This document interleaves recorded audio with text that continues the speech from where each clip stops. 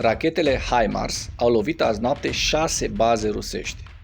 Ziua 366 a războiului din Ucraina și comemorările din 24 februarie aduc vești bune de pe frontul de est. Astăzi sunt multe știri din sud-estul Ucrainei. Aici, ucrainenii au efectuat o misiune extinsă de lovire cu rachete și au deteriorat semnificativ unele dintre cele mai mari centre logistice rusești. Dar ceea ce face această lovitură semnificativ diferită de restul celorlalte este că toate sursele susțin că ucrainenii au folosit o nouă armă cu rază lungă de acțiune.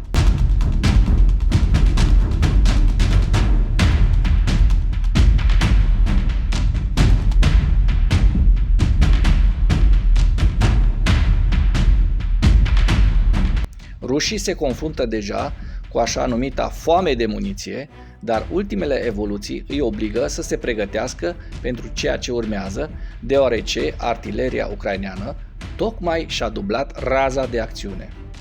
În urmă cu câteva zile, rușii au început să mute anumite elemente ale forțelor Wagner prin Mariupol la Voledar pentru a-și relua operațiunea ofensivă, iar după cum vă amintiți, simultan la Mariupol au fost semnalate o serie de explozii, ceea ce implică două lucruri importante. Aceste forțe au fost vizate și au fost vizate cu rachete cu rază lungă de acțiune. La scurt timp după aceea, s-a dezvăluit că ucrainenii au lovit de fapt 6 centre logistice rusești aproximativ în același timp: Mariupol, Donetsk, Makiivka, Harkivka, Debaltseve și Ilovaisk. Când vine vorba de Mariupol, autoritățile locale au raportat că au avut loc cel puțin 11 lovituri în oraș, cu mult mai multe decât se estimase anterior. Judecând după filmări, au existat cel puțin 2 lovituri directe în părțile centrale și de vest ale orașului. Ulterior, s-a confirmat că ucrainenii au distrus un depozit de muniții situat pe aerodromul de la vest de Mariupol și de asemenea o bază rusă cu o mulțime de trupe în oraș.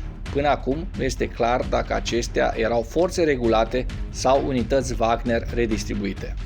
Când vine vorba de a doua serie de lovituri în apropiere de Donetsk, aici ucrainenii au vizat 4 centre logistice, toate situate pe aceeași linie de aprovizionare. Pentru a aproviziona forțele ruse din Donetsk, rușii folosesc căi ferate care pornesc din regiunea Rostov și trec prin Ilovaisk și Harkivka. Apoi descarcă vagoanele, încarcă camioanele și folosesc autostrada pentru a trece prin Makiivka până la Donetsk, iar judecând după filmările exploziilor, ucrainenii au vizat mai ales depozitele de muniții. Aceasta este o veste bună, deoarece înseamnă că rușii vor continua să se confrunte cu lipsuri. Pe baza documentelor dezvăluite de Wagner, Ministerul Rus al Apărării are un plan strict cu privire la câte obuze și câte alte muniții livrează pentru fiecare front în fiecare lună, iar din cauza nivelurilor extreme de birocrație, proviziile nu pot fi ajustate rapid.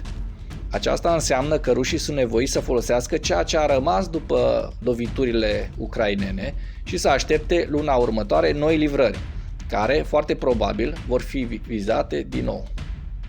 În ultimul timp, chiar și cei mai importanți bloggeri afiliați armatei rusești au început să pună întrebări cu privire la lipsa continuă de obuze și muniție, dar toți atribuie această problemă logisticii.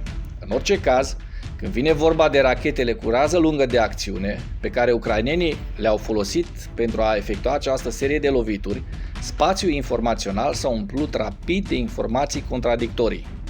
Unele surse ruse au raportat că echipajul ucrainean HIMARS a primit rachete GLSDB pentru o lovitură experimentală asupra Mariupolului.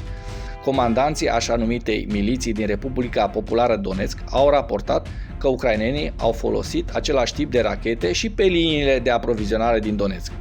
Alte surse se referă la raportul întocmit de către cei de la Reuters și au spus că rachetele GLSDB nu sunt compatibile cu HIMARS, așa că ucrainenii trebuie să fi folosit alte rachete experimentale HIMARS. Iar unii au spus că ucrainenii nici măcar nu au nevoie de rachete HIMARS pentru că au primit vehicule speciale noi, capabile să lanseze deja rachetele GLSDB. Dar concluzia este că ucrainenii și-au dublat raza de acțiune și sunt capabili să lovească ținte mult în spatele liniei frontului.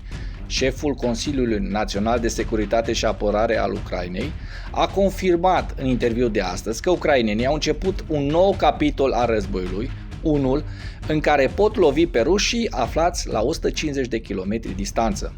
Situația rușilor se poate deteriora și mai mult, deoarece reprezentanții companiei Boeing au anunțat recent că vor furniza Ucrainei bombe uriașe JDAM.